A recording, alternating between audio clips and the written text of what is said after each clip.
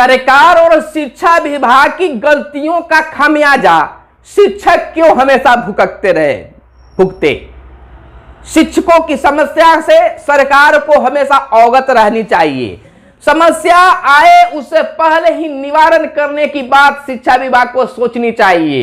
एक तरफ है जहां नियोजित शिक्षकों की बात करते हैं तो शिक्षक अभ्यर्थी भी जो पहले आवेदन कर चुके थे, काउंसलिंग की तैयारी चल रही थी, अब शिक्षा विभाग के द्वारा नए काउंसलिंग की बात की जा रही है।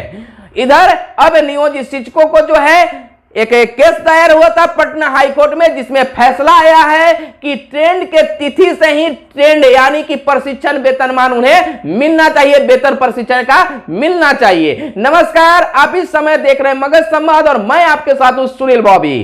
देखिए, आज मैं दो खबरों को इसमें ले रहा हूं। सबसे पहले एक है शिक्षक अभ्यर्थी की खबर और दूसरा ले रहा है बिहार के नियोजित शिक्षकों को जो ट्रेंड होने की तिथि से ट्रेंड के वेतन देने की बात की गई है पटना हाई कोर्ट के द्वारा।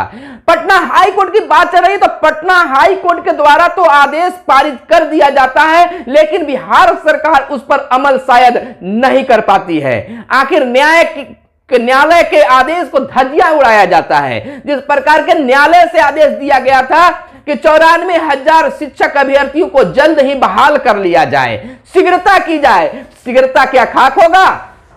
और तो और जब मुख्यमंत्री के द्वारा हस्तक्षेप किया गया तो शिक्षा विभाग आज कई नियम सामने ला रही है। कह रही कि काउंसलिंग अब फ्रेश ढंग से होगा, नई ढंग से काउंसलिंग होगा।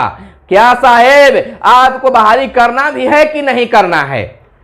शिक्षकों का आंदोलन जो कई दिनों तक सप्ताह भर चला, उसका असर भी शायद शिक्षा विभाग पर नहीं पड़ा। इतनी लाठियां पड़ी शिक्षक अभ्यर्थियों पर, फिर भी शिक्षा विभाग जो है उनकी लाठियों की मोल को नहीं रख पाई, उनके आंसुओं को नहीं देख पाई, उनके कुंदरन आवाज को नहीं सुन पाई और आज नियम निकाल रही है कि काउंसलिंग फिर फ्रेश ढंग से होगा, नए नियमों के तौर पर होगा। तो आप पहले इस तरह से क्यों किए थे? आपको यह पहले ही सोचना चाहिए था। तो आपको तो मूड ही नहीं है कि शिक्षक बहाली हो।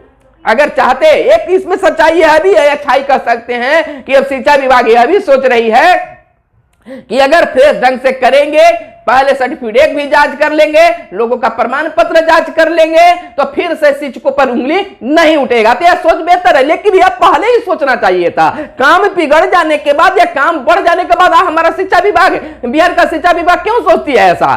यह पहले ही अगर सोच लेती तो निश्चित तौर पर अभ्यर्थियों को आज चिल्लाना नहीं पड़ता, आज रोना नहीं पड़ता, आज वो सफल होते और आज अपने वो विद्यालय में होते।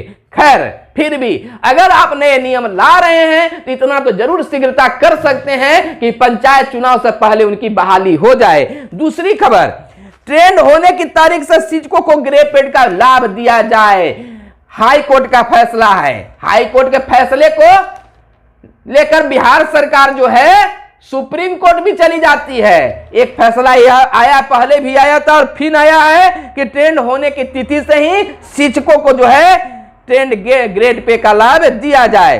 पटना हाईकोर्ट ने ट्रेंड नियोजित शिक्षकों को ट्रेनिंग पूरी होने की तारीख से ग्रेड पे का लाभ देने का आदेश दिया है। साथ ही सरकारी अधिकारियों को कामकाज करने के तरीकों पर तीखी टिप्पणी की है। कहा गया है कि आखिर इस तरह की मामला क्यों लाया जाता है शिक्षा विभाग के द्वारा, इसको वहीं पर निष्पादन मिल बैठ के करना चाहिए। इस तरह से होगा तो हर मामला कोर्ट पहुंचेगा। तो उनकी यह जो कार्यशैली है उस पर तीखी टिप्पणी की गई है सुप्रीम कोर्ट के द्वारा। बेवजह परेशान करने के बजाय कोर्ट आदेश सही तरीके से पालन करे ताकि लोग कोर्ट से केस दायर करने से बचे। न्यायमूर्ति चक्रधारी शरण सिंह की एकल पीठ ने भागलपुर जिले के 38 ट्रेंड नियोजित शिक्षकों को राहत देते हुए यह आदेश दिया है। इधर बात कर ले सरकार की गलती के खामियाजा क्यों भुगते। कोर्ट का मानना है कि परीक्षा लेने और परिणाम घोषित करने की जवाबदेही शिक्षकों की नहीं है, यह काम सरकार का है। बिल्कुल, परीक्षा लेना और उसका परीक्षा फल प्रकाशित करने का काम शिक्षकों का नहीं है, बल्कि सरकार का है, विभाग का है। इसकी गलती का खामियाजा आखिर शिक्षक क्यों भुगते? तो शिक्षा विभाग के द्वारा इस तरह के कारनामे होते रहते हैं जिसका भुक्तभोगी बिहार के शिक्षकों को होना पड़ता है। तो कोर्ट के द्वारा जो टिप्पणी की गई है वो हमारे हिसाब से बिल्कुल सही टिप्पणी है। विभाग ही चाह रहे, शिक्षा विभाग ही चाह रहे कि हर मामले को लेकर शिक्षक कोर्ट जाए। समान काम समान वेतन जो नियोजित शिक्षक की लगातार लंबी मांग चली आ रही है, सुप्रीम कोर्ट में जीत हुई, लेकिन हाई कोर्ट में जीत हुई, लेकिन सरकार जो है इस याचिका को लेकर सुप्रीम कोर्ट चल गई, लगातार चलता रहा सुनवाई। शिक्षक खुश रहे कि जो न्यायालय में जो बहस चल रही थी वकीलों के द्वारा और टिप्पणी किया जा रहा था न्यायमूर्ति के द्वारा, न्यायाधीशों के द्वारा, उससे लग रहा था कि शिक्षकों को समान काम समान वेतन मिल जाएगा। लेकिन अंततः जब फैसला आया, सुरक्षित रखा गया था फैसला, और जब फैसला आया तो निराशा ही हाथ लगा शिक्षकों को। बिहार सरकार की जीत हो गई, और इतना ही नहीं, बिहार सरकार पर ही थोप दिया गया, कहा गया कि वो जैसे चाहेंगे वैसे मिलेगा, किस तरह से आपको मिलना चाहिए वो अपने खजाने को देकर काम करेंगे।